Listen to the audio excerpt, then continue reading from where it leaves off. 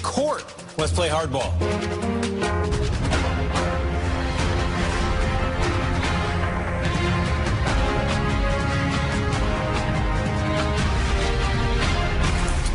Good evening. I'm Steve Kornacki in for Chris Matthews. An epic political battle now shaping up over the president's choice to replace retiring Supreme Court Justice Anthony Kennedy.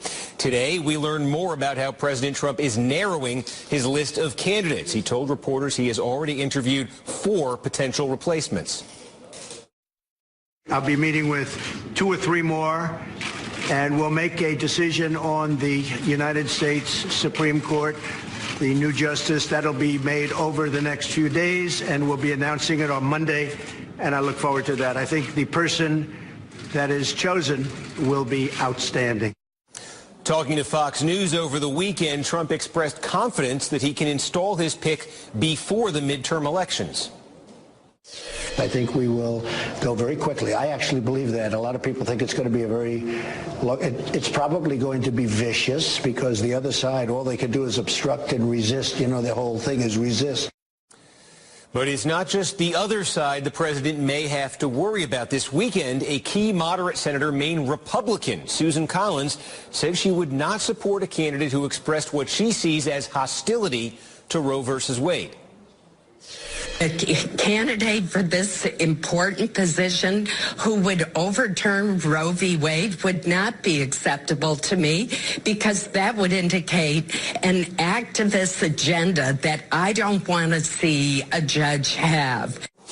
President Trump will announce his pick a week from today on July 9th. NBC News has learned that Trump is said to be leaning toward a nominee who went to Harvard or Yale, according to individuals familiar with his thinking. So far, at least 5 names, all of them federal appeals court judges, have emerged from the president's short list. For more, I'm joined by Robert Costa, a national political reporter for The Washington Post, Zerlina Maxwell, director of progressive programming for Sirius XM, and Susan Del Percio, a Republican strategist. All are MSNBC political analysts. Robert Costa, let me start with you. We got the reporting the president wants Harvard or Yale perhaps on this, but there's a number of names that are out there. What is your sense of this? Is this a pick where the White House kind of knows where it wants to go? How much of this is potential for a surprise here? There's still a potential for surprise. The process is fluid. Talking to White House officials and senior Republicans all day, it's evident that at this point, at end of day Monday, that Judge Kavanaugh and Judge Coney Barrett are widely seen in the president's circle as probably the top 2 candidates, but Judge Kethledge and Judge Thapar and Judge Pryor and several others are very much still in the mix. The president wants to meet them, see if they have a rapport, and also see the public response to these reported meetings. You mentioned Brett Kavanaugh, Amy Coney Barrett. Those are the 2, Robert Costa, they're suggesting maybe getting the most conversation. Susan, let me ask you, if this is going to go down, a Republican, at least one of them, would have to vote against this. So Susan Collins has now stepped forward and has suggested that she could be that Republican, and the issue in that case would be Roe versus Wade. Says if somebody expresses hostility, she could be a no vote. I'm looking at a senator, though, in Susan Collins, who's voted for Sam Alito, she voted for John Roberts, and she voted for Neil Gorsuch. So if that's the standard of who she's willing to find acceptable, are any of these names we're talking about now going to plausibly reach unacceptable to her? Probably not, because if it is party line votes, she doesn't want her legacy to be that of something she cares about, the woman who led to the overturn of Roe v. Wade. That being said, however, I don't think that it's going to fall strictly on party lines. I think that we will see a couple of Democrats probably go over, like Joe Manchin or Donnelly, excuse me, sorry about that, and maybe even Jones from Alabama. I mean, he's right. Sure, those are the Democrats from the Democratic standpoint. So they could give her cover. That will end up giving her cover to potentially do a no vote. But just to follow up on what Robert said, I think it's completely possible to see a wild card that we never saw coming. Trump has really been out there kind of running his own shop lately, and the idea that he would look for someone who would be a loyalist to him, knowing that Mueller's coming down the pike, I think is very much well in the realm of possibilities. Zerlina, from the standpoint of Democrats who are looking to stop this thing and looking to find a Republican vote there, how much hope do you think they can or should take from what Susan Collins is saying? Look, I don't think that we got to put pin our hopes on hope. just for lack of a better expression, because I think that in this particular moment, with so many things on the line, voting rights, women's rights, workers' rights, affirmative action, you have to fight even if you know you ultimately will lose. And so I think that it's not just about getting that one Republican. It's really calling those Democrats that are in moderate states like Doug Jones and Joe Manchin, and also making sure to call Susan Collins and Lisa Murkowski and ensure that they are going to vote against this particular person, or at least delayed until after the midterm elections, going based on the Mitch McConnell rule. And not just because Mitch McConnell set this precedent, but also because there are two additional arguments that I think are pretty persuasive. One, you are replacing Kennedy, who is the swing vote. It's not Antonin Scalia, like previously when you had Merrick Garland sitting there and Mitch McConnell not even having a hearing. You're not replacing a conservative with a conservative. You're replacing a swing vote who is conservative with, potentially a very extreme or conservative person. His list is all people who we have an understanding are in opposition to Roe. Amy Barnett went to Notre Dame. She is very Catholic. She had a famous moment with former Senator Al Franken during her hearings about how she spoke essentially to a hate group without really understanding the full context there. But additionally, as Robert said, the president is under investigation. And so this particular judge that he is nominating to have a hearing in the Senate is someone that's going to determine his fate in the legal context. And so I think Democrats are not just fighting about all of the different rights, workers' rights, gay rights, women's rights. They also need to focus on the fact that this is replacing the swing vote, and the president is under investigation, and this person is going to determine his fate. Well, in terms of the emerging Democratic opposition, or the strategy at least, in an op-ed in today's New York Times, Chuck Schumer, the minority leader in the Senate, made the Democratic case against a potential Trump nominee. Quote, "If you do not want a Supreme Court justice who will overturn Roe versus Wade and undo the Affordable Care Act, tell your senators they should not vote for a candidate from Mr. Trump's preordained list." Meanwhile, on Sunday, Senator Maria Cantwell of Washington State warned her colleagues about the stakes of a Supreme Court vote.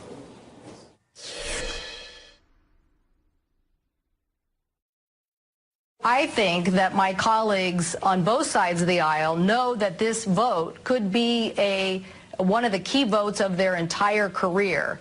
And they know that no matter what spin comes out of the White House, if they vote for somebody who's going to change precedent, it could be a career-ending move. And Susan, I'm trying to figure out how the Democratic base, and we heard in the clips there, we heard Zerlina going through the issues that most animate the Democratic base now, and that I think it's illogical to assume are going to lead the vast majority of Senate Democrats to vote against this. But then you've got that group of Democrats, and you were mentioning them before, Joe Manchin in West Virginia, Donnelly in Indiana, Heitkamp out in North Dakota. The incentives, the political incentives for them might work differently. Well, and that's true. And they may also realize it's an interesting problem for those Democrats, because, yes, they want to keep their jobs, but they're also supposed to represent their constituency. Many of the ones you just mentioned are red states that Donald Trump won. So that's also something to take into consideration. And any chance that the Democrats have of taking the Senate relies on those three getting reelected. So it depends really how the Democrats kind of treat each other. They're going to have to duke this out. Robert Costa, what is your sense of, in terms of what the White House is ultimately looking here, the consideration driving this? I've seen suggestions, that Trump thinks of the evangelical Christian base that stuck with him in 2016, thinks of this as an issue of particular importance to them, wants to deliver to them. We've talked here about the possibility of some kind of wild card. Where is his mind? Is it on how easy it would be to confirm the person and make sure you get Susan Collins in line for this? Where do you think the priority falls there? You're looking at someone with an extensive judicial record, because they want to make sure that this nominee could be confirmed before the midterm elections. Important news today to pay attention to. The White House announced it's going to set up a war room. Don McGahn, the White House counsel, Raj Shah, spokesman, they're starting to already assemble the coming political war over this confirmation. And you have Don McGahn reaching out to people like Senator Mike Lee on Capitol Hill, who's another possible wild card pick. But really, when you look at Kavanaugh, Coney Barrett, those federal judges are the kind of people the White House believes could both excite the base because of their judicial positions, but also be able to sail through relatively easy. But as I was reporting today, Steve, Senator Rand Paul of Kentucky has expressed concerns to his associates privately and his advisors that Kavanaugh may not win his support. He hasn't taken a public position, but because of Kavanaugh's writings on the Affordable Care Act, these kind of issues are already coming up beyond just the issues with Senator Collins.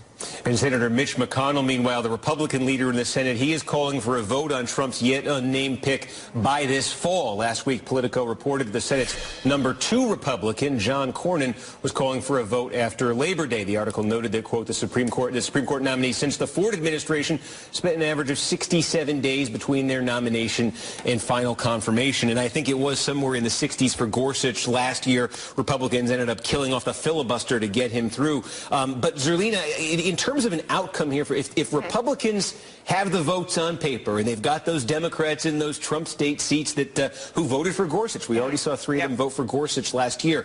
Is the best case in your mind for Democrats here, if they're not going to get Republicans to flip over, is the best case that it fires up their base enough to help them in November to somehow flip the Senate after that? Yes, absolutely, and I think that that's the calculation. I think you fight even if you don't win, and the base is with you. What we saw over the weekend, I mean, it's not getting as much attention as I thought it would, but there were massive protests over the weekend. The base keeps coming out into the streets, and they're going to continue to do that. I think it's a good predictor in terms of them going out and voting, because if you're willing to, you know, whatever is going on in your life, your kids, your job, all of that, but you're taking the time on a Saturday or a Sunday to go outside and express your opposition to this administration, then you're very likely to also go outside and vote in November. And just one thing to add is millennials have never had to see this as an issue in their lifetime, especially Roe v. Wade. Right. So we don't know what they're going to do. We know that they definitely have a horrible view of the Republican Party. So if there's a way of tapping into that, and actually if they are as motivated as we think they are, that could prove... What about the conservative base, though? We talk so much about the enthusiasm gap, where we've seen Democrats coming out in these elections. We've seen Democrats protesting. You know, we know the administration was actually hoping Democrats would start talking about impeachment. Why? To get that conservative base mobilized. If you've got a court fight here, could it have that same mobilizing effect? Here's the problem when you look at that argument. The Republican base, turns out, they know what the numbers are. So Republicans have been focused on, this is the number I need to win. On the Democratic side, and we saw this in New York in the primaries with more than one seat, when you don't know who's showing up to vote, it doesn't poll the same, and you can get a much wider, diverse turnout than you can ever expect. We've seen it in 2017. We've seen numbers 30–40% in districts, county exec races here in New York, increase on the Democratic side. So that's what's the unpredictable part. The Republican side is very predictable. They're not going to appeal to anybody else. All right. Thank you, Robert Coster, Zerlina Maxwell, Susan Del Percio. And coming up, the president's longtime fixer, Michael Cohen, speaks out, saying family and country come first, not Trump. Cohen used to say he would take a bullet for the president, not necessarily looking that way anymore. Plus, just 2 weeks ago, President Trump was bragging that we could all sleep well at night because the North Korea situation no longer posed a nuclear threat. But a stunning new report shows that Kim Jong-un may be defying Trump and ramping up his country's nuclear program. And Trump tries to rewrite history when it comes to immigration reform. The Hardball Roundtable is going to weigh in on that. Plus, National Security Advisor John Bolton's attempt at explaining the president's foreign policy. A very interesting piece of tape. And finally, the Roundtable is going to tell us 3 things we might not know. This is Hardball, where the action is. Welcome back to Hardball. Donald Trump's longtime personal lawyer and self-described fixer is sounding less inclined to fix things these days. Michael Cohen, who famously told a reporter he would take a bullet for Trump, told ABC's George Stephanopoulos this weekend, "My wife, my daughter, and my son have my first loyalty and always will. I put family and country first." This is quite an about-face for a man who has spent years defending President Trump. According to Vanity Fair, Cohen has been feeling frustrated. He reportedly told a friend, "Nobody is watching my back." Cohen was asked by ABC how he would respond to an attack by the president or his legal team. He told Stephanopoulos, "I will not be a punching bag as part of anyone's defense strategy. I am not a villain of this story, and I will not allow others to try to depict me that way." Cohen has not been charged with any crime, but he is under criminal investigation related to the $130,000 hush money payment to adult film star Stormy Daniels. For more, I'm joined by Ken Vogel, political reporter for the New York Times, and Caroline Polisi, a federal and white-collar criminal defense attorney. Ken, let me start with you. When you're in the legal situation that Michael Cohen is in, you don't just randomly give sit-down interviews to national television networks. There had to be a purpose here. What do we think that was? Well, there are a couple possibilities. Number one is he is signaling his willingness to strike a deal with prosecutors, possibly to cooperate, to give them something on Trump. Now, this would be an unusual way to do that. Typically, those types of deals are reached in private, and prosecutors don't like you going out and talking a lot when you're either cooperating with them or you are in the process of reaching a deal under which you would cooperate with them. So that leads us to the second possibility, that he might be sending a signal to none other than his former boss, Donald Trump, suggesting either that, as we said, more than suggesting that he would not sort of sit idly by if the Trump folks tried to roll on him and throw him under the bus, either in the media or through legal proceedings, or the possibility that he may be signaling that he wants Donald Trump to pay more, foot more of the bill, the burden for his legal bills. We know from our reporting that he is unhappy with the president's lack of effort on that front. The campaign did pay for some of his legal bills, but that was only in the Russia investigation. This, of course, is a separate investigation by the Southern District of New York. And then possibly the furthest reaches of this might be sending a signal to the president, hey, if I do get indicted and convicted, I might be interested in a pardon from you. Well, we have a criminal defense attorney here, so Caroline, maybe you're the perfect one to ask this. If you had a client who has been through what Michael Cohen has been through, under what circumstances or for what purpose would you say, good idea to do this interview?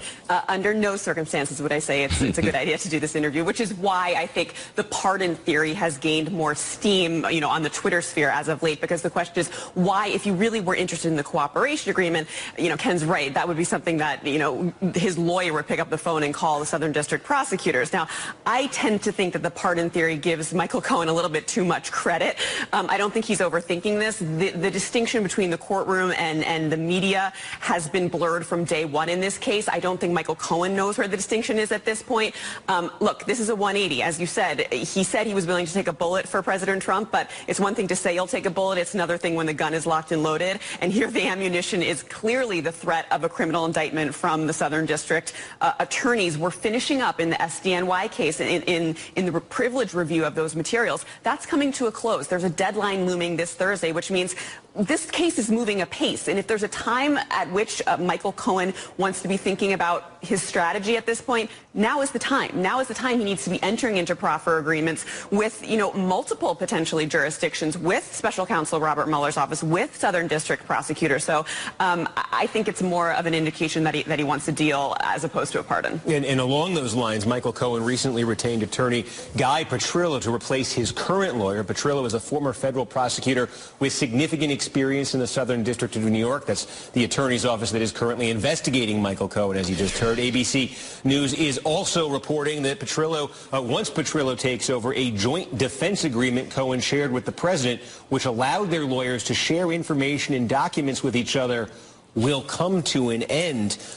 What does that mean? What's the significance there? This is a huge deal. So the reason you enter into a joint defense agreement with a co-defendant, usually, is because you want to share attorney-client privilege material, because you're presenting a combined defense. Your interests are aligned. Once your interests are no longer aligned and you have antagonistic defenses, as we call it, which is just legal jargon for you want to throw the other guy under the bus, that's when you break a joint defense agreement. Heretofore, the defense has been nothing to see here. We did nothing wrong. Now it looks like the defense is going to be that guy did it, and that's exactly when you stop abiding by the terms of these agreements. I think that's more of an indicator that he's going to cooperate as opposed to this interview. Also of note here, in this interview with ABC, Cohen made a point to distance himself from the president. He told George Stephanopoulos, I don't agree with those who demonize or vilify the FBI. I respect the FBI as an institution as well as their agents. He also said, as an American, I repudiate Russia's or any other foreign government's attempt to interfere or meddle in our democratic democratic process, and I would call on all Americans to do the same. Simply accepting the denial of Mr. Putin is unsustainable. Cohen also said he doesn't like the term witch hunt. Last week, President Trump, who likes to call the Mueller investigation a witch hunt, tweeted, "Russia continues to say they had nothing to do with meddling in our election." So, Ken, on multiple fronts here, clearly creating some distance, Michael Cohen is between himself and the president. Do we have any sense how Donald Trump is interpreting this, how he sees this, how he's reacting to this? Well, it can't be well, Stephen, and let's not forget this comes after Michael Cohen stepped down from his post at the Republican National Committee, I believe it was last month, because he said he disagreed with the administration's policy on separating children from their parents, migrant children from their parents at the border. Now, it sort of begs the question, why was he still in this leadership post at the Republican National Committee when he was under criminal investigation? Nonetheless, it's part of a pattern of him distancing himself from the president. It may just be part of this signaling that we're talking about, where he's saying, hey, boss, or former boss, you can't necessarily take for granted that I'm on your team. You need to show me a little something, a little more of that loyalty that I've shown you for so long in reciprocity. Thus far, we haven't seen that, but we also haven't seen the patented Trump sort of distancing, stiff-arming him, stiff-arming former allies who played an integral role, as he has done repeatedly with other folks who have come under fire or have come under scrutiny or even indictment in the Mueller investigation, such as Paul Manafort, who the White House famously said had played a limited role for a limited period of time. That sort of defied credulity. This was a guy who was integral to the campaign. It would really defy credulity if they tried to do the same thing with Michael Cohen, who played an integral role not just in the campaign, but in President Trump's business affairs for more than a decade before the campaign. And Carolyn, how would Mueller, how would the special prosecutor, watching all of this, seeing this interview, how would he read this? How would he react to this? Well, remember, it's very important to remember that this was actually a referral by the special counsel's office to the Southern District of New York, which the indication there is that Mueller didn't see this as part of his ambit to begin with. So likely, you know, it's my opinion, we don't know this for sure, but it's that $130,000 hush money payment, which, raised eyebrows about campaign finance violations, potentially that raised eyebrows here. Mueller said, look, this really doesn't fall within, my mandate to prosecute potential Russian meddling.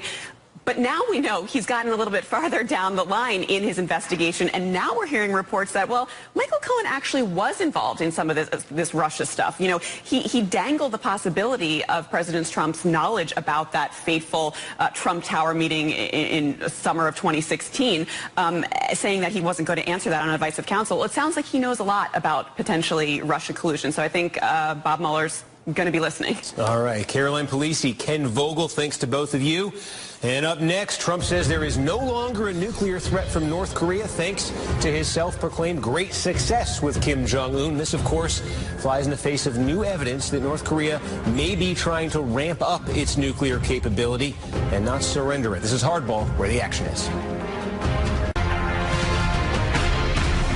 Welcome back to Hardball. Secretary of State Mike Pompeo is heading to Pyongyang this week to resume negotiations. But new reports suggest North Korea may be trying to deceive the U.S. about its nuclear efforts. According to NBC, U.S. intelligence agencies believe the North Korean leader Kim Jong-un may be trying to hide multiple nuclear facilities and has stepped up production of fuel for nuclear weapons at multiple secret sites.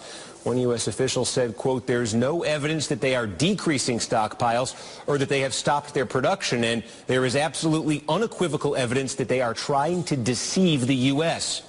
Meanwhile, according to the Wall Street Journal, North Korea has moved forward with a major expansion of a key missile manufacturing plant. Reports come after just 3 weeks after President Trump returned from his Singapore summit with Kim Jong-un and boasted there is no longer a nuclear threat from North Korea and we can all sleep well tonight. As recently as this weekend, the president was showing the utmost confidence in the North Korean leader. Let's watch. I got along really well with Chairman Kim. We had a great chemistry. We really had Chairman Kim. But do we believe him, Mr. President? I made a deal with him. I shook hands with him. I really believe he means it. Joining me now, NBC News intelligence and national security reporter Ken Delaney. And so, Ken, what is the scope of what you're learning North Korea is doing here? Well, Steve, these latest U.S. intelligence assessments tell the American government that North Korea is secretly enriching uranium and other nuclear fuel at multiple secret undeclared sites, one of which the U.S. may have only found out about recently. And even more important than that, Steve, is that the U.S. Intelligence community has picked up evidence that the North intends to deceive the Trump administration and the United States about this. In other words, is not prepared to come clean about its nuclear program. And not only the enrichment, about the number of missiles, the number of warheads, and other key factors that it would have to declare as part of any denuclearization effort. Now, this kind of cat and mouse game is not uncommon in nuclear negotiations. We saw it with the Iran deal. The U.S. intelligence community tries to catch the adversary country, and the adversary country tries to hide stuff. But what's interesting and here is that Donald Trump does not appear to acknowledge any of this. And even today, when White House Press Secretary Sarah Sanders was asked about our reporting and other reporting, she just basically blew it off and said, look, there's positive momentum for change and we're moving forward. You know, John Bolton, yesterday on television, the National Security Advisor, said, yes, we understand North Korea plays cat and mouse games, but he suggested that they were on track to denuclearize within a year, which no expert thinks is possible. So it's really hard to understand what the Trump administration's strategy is here, Steve. In terms of where this stands, too, when they left that, when Trump and Kim Jong-un left that summit in Singapore, there was no formal agreement with specific terms. This would be a violation of goodwill for a future, more comprehensive agreement. Is that right? That's absolutely right. And that's a confusing thing about this, because Donald Trump essentially told the American public that there was a deal, but there is no deal. North Korea has not agreed to denuclearize. They have agreed to less than they've agreed to in the past. They essentially agreed to get on a path towards denuclearization without defining what that term means. And so it's absolutely true that none of this that the U.S. has found they're doing violates any deal. But analysts have looked at it and said, this does not look like a country that is even moving in the direction of denuclearizing. They are still working on their nuclear program, their missile program. They're still expanding facilities both in open source reporting and in secret U.S. intelligence reporting, Steve. And as Ken alluded to a minute ago there, despite these reports of deception by North Korea, there are those in the White House who are remaining publicly optimistic about the negotiations. According to Axios, some White House officials hope a round two with President Trump can be held in New York in September, when world leaders pour into Trump's hometown for the UN General Assembly. And before that, Ken, Secretary of State Mike Pompeo is supposed to sit down with North Korean officials much closer to right now. What is the sense, though, in terms of how forthcoming North Korea is going to be in that sit down with Pompeo? Well, that is exactly what U.S. officials are watching for, Steve. I mean, they know things. They would rather that this hadn't leaked out. But there's still some things that they know that the North Koreans don't know they know. And so they're going to look at this. If Mike Pompeo gets a declaration from the North Koreans about, here's our nuclear program, here are the facilities, here's how many weapons we have, they will look to see whether that matches what they understand about the program. That'll be the first indication of good faith. And look, this is a negotiation, and it's a much better situation than threatening war. But at the same time, analysts are concerned that Donald Trump is being duped, is being played, and at some point he's going to realize that and then become angered, walk away, and then we're in a worse situation than when we began these talks, Steve. All right, Ken Delaney, and thank you for that. And up next, protests around the country this weekend. Some call to abolish the Immigration and Customs Enforcement Agency. Trump's response that without ICE, quote, people will be afraid to walk out of their house. The Hardball Roundtable digs into the debate over immigration and more. After the break, you're watching Hardball. Welcome back to Hardball. After multiple attempts by House Republicans to pass an immigration bill, with the latest failing by a whopping 121 to 301 margin, President Trump this weekend claimed that he, quote, never pushed the Republicans in the House to vote for the immigration bill. That is probably clearly revisionist history on Trump's part. Just 3 days earlier, on the day of the immigration vote, he tweeted, House Republicans should pass the strong but fair immigration bill. Politico's Rachel Bade points out that Trump may enjoy campaigning on immigration, but it's far from what Republican leaders want to highlight as they battle to keep their majorities this fall. GOP lawmakers have repeatedly shown an inability to unite behind any sort of immigration plan, and Trump has failed to lead on the matter as well, creating a constant whiplash as he changes his positions from day to day. Let's bring in tonight's Hardball Roundtable. Beth Fooey is a senior politics editor for NBC News. Laura Bassett is a senior political reporter for the Huffington Post. And Emily Go is a political reporter for Newsday.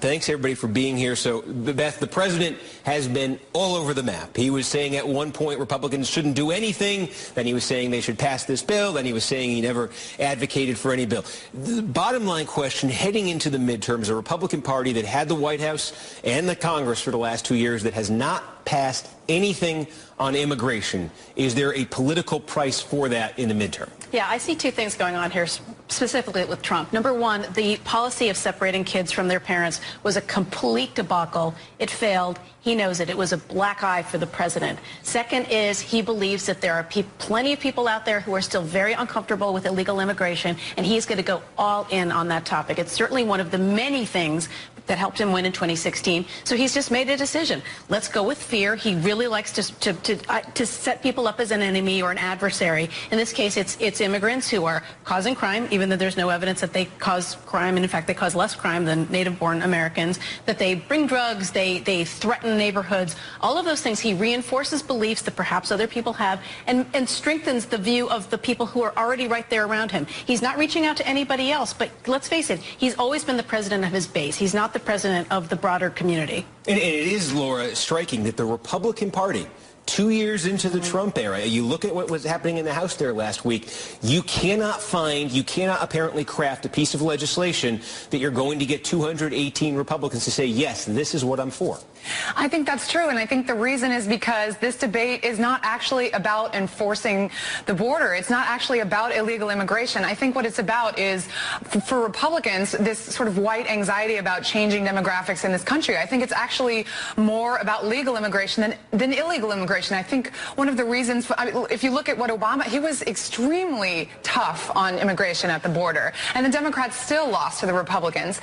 And so I think Republicans, there is no actual legislative fix that can accomplish what they're trying to accomplish, which is to stop the flow of foreign nationals into this country. They can't do it. Well, it seems you do have this sort of divide in the Republican Party. You look at sort of the front line, the most vulnerable Republicans up this November are in districts that Hillary Clinton won in 2016. So you have voters who didn't like Trump necessarily, didn't like his message, didn't like his tone on immigration, and Republicans trying to hold on to their seats, unwilling to play ball with, Steve King and that side on immigration.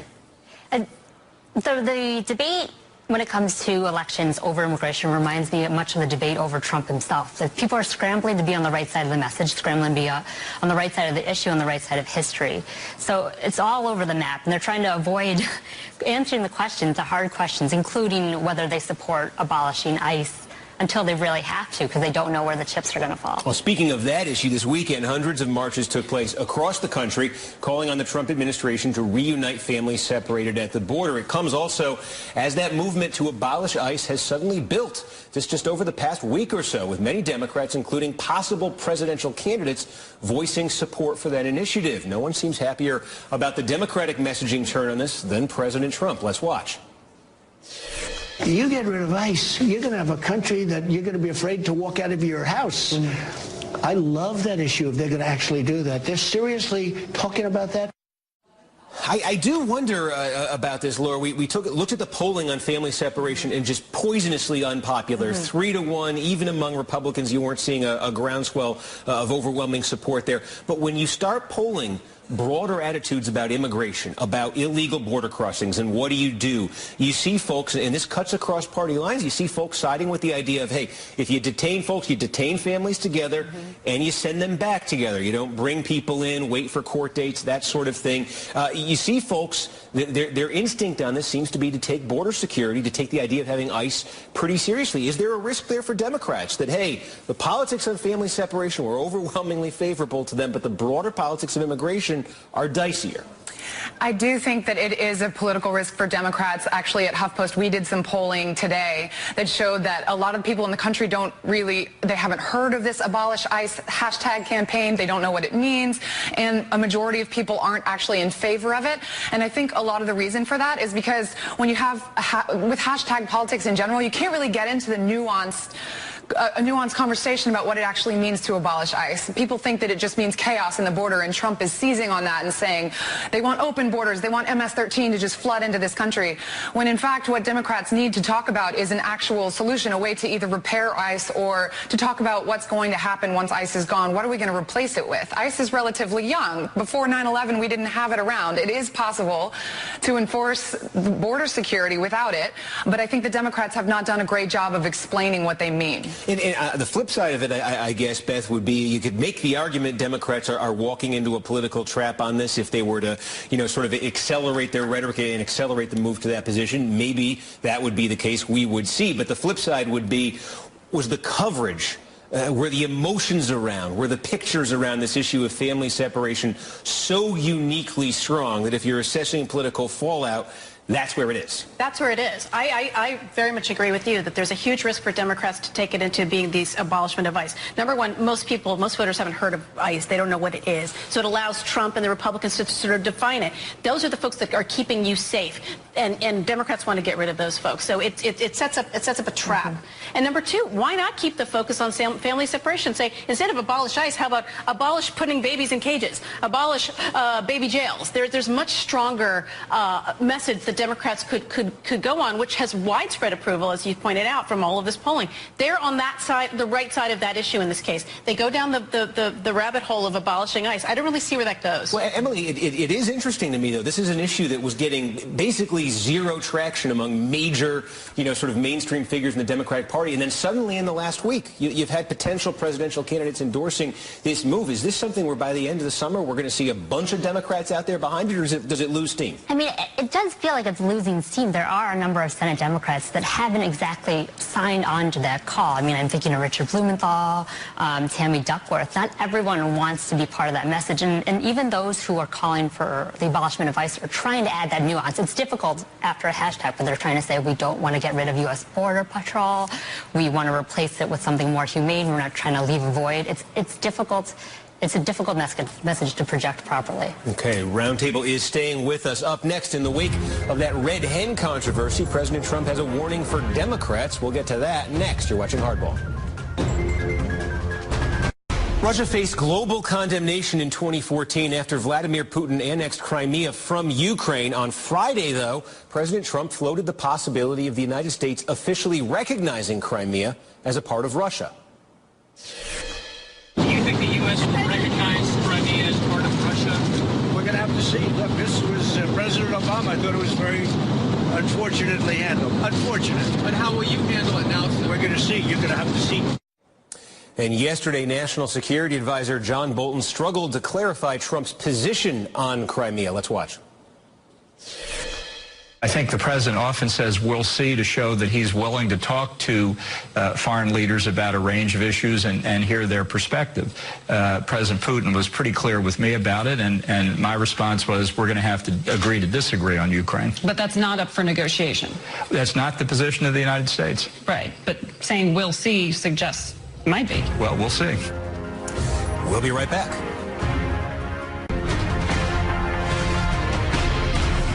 Welcome back to Hardball. In an interview with Fox News, President Trump warned his critics to, quote, take it easy. Asked about celebrities like Robert De Niro, who publicly attacked Trump, and the owner of that Virginia restaurant who kicked out Press Secretary Sarah Huckabee Sanders, Trump had this to say. I hope the other side realizes that they better just take it easy. They better just take it easy, because some of the language used, some of the words used, even some of the radical ideas, I really think they're very bad for the country. I think they're actually very dangerous for the country. We're back with our Hardball Roundtable. Beth, Laura, Emily. Emily, based on Donald Trump's political style, I kind of think he doesn't want his opponents to take it easy. It could be perceived as a veiled threat. But everything that Representative Maxine Waters has said could also be perceived as a veiled threat, and I think there's ramped up rhetoric all around. It doesn't help the general national discourse, but it certainly helps, say, the president and the congresswomen with their bases, because it very much fires up their supporters. What do you make of it, Laura? I think it's really rich for Trump to encourage civility on either side. He has a history of encouraging violence at his own rallies, and he's been the least civil president we've ever had on Twitter and in speeches and elsewhere. He's called women horrible things, talked about people's bleeding faceless. I mean, I don't think that this is a veiled threat from Trump. I think it's a threat from Trump. And I think that the fact that he kind of cozies up to these authoritarian dictators who do suppress anyone in their countries who opposes them, I think that we should be alarmed at Trump starting to talk this way. It seems, Beth, his political model, and I don't know if he set out with a premeditated view of this or if it just sort of evolved this way, but it relies on tension. It relies on tribalism. We look at the polling numbers on this. There's never been a president who's been elected with more of the people who voted for him having a lower opinion of him. And to get that many people to do that, they need to have an even lower opinion of the other side. It just seems like that is the model here. Right, and he also wants to be a tough guy. I mean, he actually doesn't go around doing physical violence to people, but he certainly threatens it all the time. I just did a little quick search when we were discussing the segment. I found him threatening, be careful, Maxine Waters, John McCain, Bernie Sanders, and to Ted Cruz, he said, I may spill the beans on your wife. So this is what he does. He likes to threaten, he likes to stand up, he likes to look like a tough guy. He knows that his folks really like to see him looking tough. They don't necessarily want to see him physically go after anybody, but it says, I'm not going to take any guff from anybody. I'm the guy who's going to be standing up. If there's a fight to be had, I'll be the one standing at the end. Clearly, that's worked for him on some level with a lot of voters. Yeah, no, and we know it's the Trump side has certainly encouraged Democrats, for instance, to go forward with the impeachment talk. So there certainly does seem to be some political calculation there of, hey, can we ratchet up the rhetoric on the other side in the interest of motivating on this side that whole polarization, tribalism thing we've been talking about for so long. Now, the roundtable staying with us up next. These three are going to tell me something I don't know. You're watching Hardball.